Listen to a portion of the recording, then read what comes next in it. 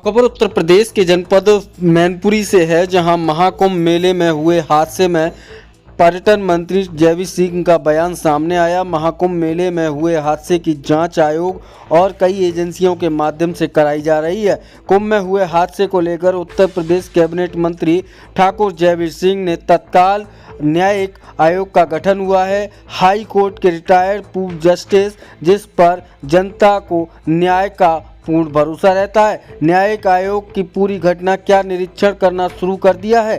कोई भी तथ्य छुपाने को है ही नहीं, जिसे छुपाया जाएगा। दुर्घटना हुई अत्यधिक भीड़ के दबाव में हुई, इसकी पुनरावृत्ति न हो और जो दोषी हों उस पर कार्रवाई हो सके। किन परिस्थितियों में यह घटना हुई, इसकी जांच रिपोर्ट न्यायिक आयोग द्वारा दी जाएगी। इसके बाद अग्रिम कार्रवाई और व्यवस्थाएं सरकार सुनिश्चित करेगी। आप स्वयं देखिए क्या कुछ कहना था उनका, स्वयं देखिए इस खास रिपोर्ट में। व्यवस्था में जायजा लिया, संपर्क में रहे भारत सरकार से, क्या रेलवे की अतिरिक्त व्यवस्था हो, सेंट्रल फोर्सेज की अतिरिक्त व्यवस्था हो, अन्य जो चीज़ें हो सकती हैं, NDRF और अन्य चीज़ों की व्यवस्था हो, उसके बारे में भारत सरकार, प्रदेश सरकार ने संयुक्त रूप से लगातार सजगता के साथ प्रभावी तरीके से नियंत्रित करने में, प्रभावी तरीके व्यवस्था को संभालने में पूरा सहयोग था। आज भी चल रहा पूरे कोऑर्डिनेशन के साथ। सारी व्यवस्थाएं चाक चौबंद, आने वाले श्रद्धालु, उसी का परिणाम 30 करोड़ से ऊपर अभी तक संस्था की डुबकी लग चुकी है। और लगातार मुझे लगता है कि जो एक 40 से 50 करोड़ लोगों की संभावना हम लोग शुरू से बता रहे थे, उसको भी हम लोग क्रॉस करेंगे। कहीं कोई दिक्कत नहीं आएगी।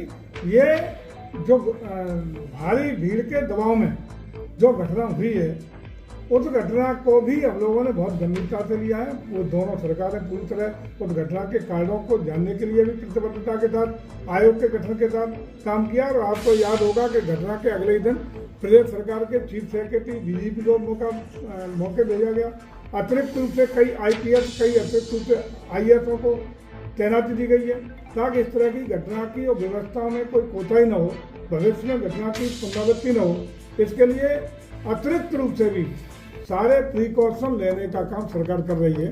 और आप देख रहे हो कि जो भी लोग जा रहे हैं उनको भी पूरी सुविधा देने का, एक अच्छा अनुभव देने का, सारी व्यवस्था देने का काम लगातार कर रहा है। अच्छा मंत्री जी, जैसे कि शंकराचार्य के अलावा विरोधी पार्टियां भी लगातार आरोप लगा रही हैं कि कुंभ मेले में VVIP की व्यवस्थाएं अच्छी की गई थी, जबकि आम जनता के लिए कोई व्यवस्था नहीं थी। इसी वजह से आज कुंभ में जाने वाला हर व्यक्ति VIP VVIP की तरह ट्रीट हुआ है, अलग अलग। लेकिन एक छोटी जो मुझे लगता है, एक घाट पर संगम नोज पर सारा दबाव बढ़ा, एक साथ बढ़ा।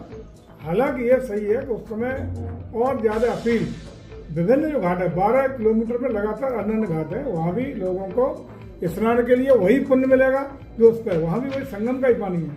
लेकिन एक ही घाट पर लगातार होता है। इसका प्रचार प्रसार जैसा कि हम धर्माचार्यों के द्वारा भी किया जा रहा है कि किसी कुंभ में आएंगे वही अमृत पुण्य प्राप्त होगा। ये और प्रचार प्रसार उस समय लगातार हो रहा है तब से, और उसी का परिणाम है कि अब विभिन्न घाटों पर भी स्नान की जो श्रद्धालुओं की संख्या लगातार बढ़ रही है। और एक घाट पर जो संगम नोज वाले घाट पर प्रेशर था, अब कुछ घटा है, क्योंकि अलग अलग घाटों पर डिवाइडेशन हुआ है। अगर ये स्थिति उस समय भी इस तरह का भाव लोगों के मन में होता तो हो सकता है कि डिवाइडेशन से इतना प्रेशर एक उस नोज वाले घाट पर शायद नहीं। मंत्री बागेश्वर धाम के धीरेन्द्र शास्त्री जी है, उनका कहना है कि जो कुंभ मेले में जो उनकी मौतें हुई हैं, उनको गंगा जो उनको मोक्ष मिल गया है। इस तरीके के बयान दे रहे हैं, किस तरीके की दिक्कत है? ये तो सनातन संस्कृति की अपनी मान्यताओं के आधार पर संतों के अपने विचार हैं। ये कोई सरकार के विचार थोड़ी है। ये तो संतों का अपनी मान्यता परंपरा के अनुसार जो सनातन के अलग अलग हमारे जो संत समाज है या अन्य जो इस तरह के धर्माचार्य हैं, उनके अपने विचार हैं। इस पर हम लोग को टिप्पणी क्या करेंगे। मंत्री जी, आखिरी सवाल है कि मिल्कीपुर उपचुनाव में जिस तरीके से डिम्पल यादव का रोड शो निकला है, तो डिम्पल यादव के सहित उनके कार्यकर्ताओं पर मुकदमा लिखा है। लगातार विरोधी पार्टियां कह रही हैं कि राजनीति हो रही है इस तरीके से, कैसे देखिए, अनुमति जितनी ली जाती है उसके कई गुना ज्यादा वाहनों की संख्या, कई ज्यादा गुना लोगों की संख्या करते हुए जो अनुमति ली गई थी उसका खुला उल्लंघन हुआ है।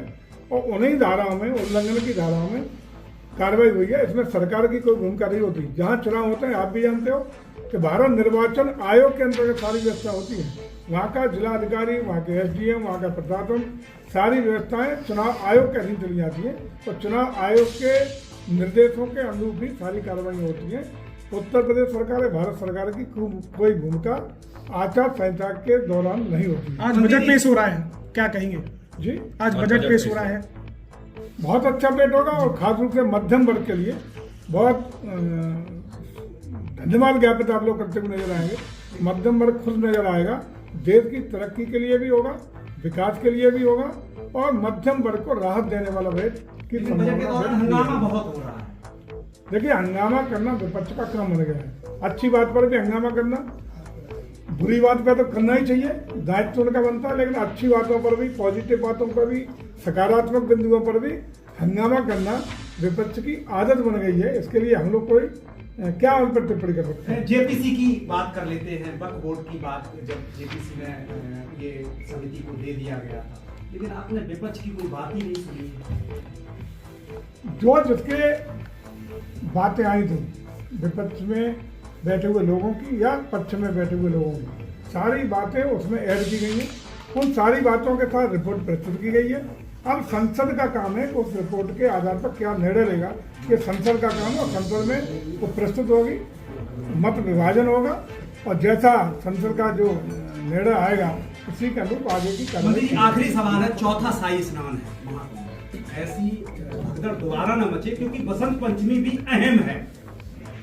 इस तरह की घटना की पुनरावृत्ति न हो, उसी समय से, उसी दिन से प्रभावी तरीके से तमाम बड़े बड़े निर्णय, अतिरिक्त रूप से हमारे IPSओं की तैनाती हो, IASओं की तैनाती हो, अलग अलग पुलों को खोलने की बात हो, व्यवस्थाओं की बात हो, या VIP जो पास थे उनको रद्द करने की बात हो, सारी व्यवस्था जहाँ